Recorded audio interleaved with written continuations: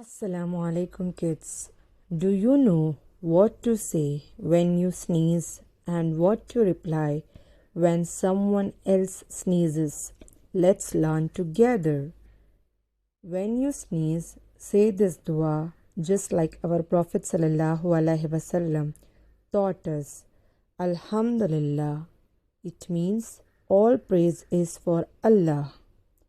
When you hear someone sneeze and they say Alhamdulillah, reply with this beautiful dua, Yarhamukallah.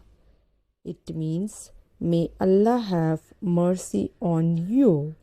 And if someone says Yarhamukallah to you, say this back, Yahadikumullahu wa yuslihu balakum, which means, may Allah guide you and make your affairs right.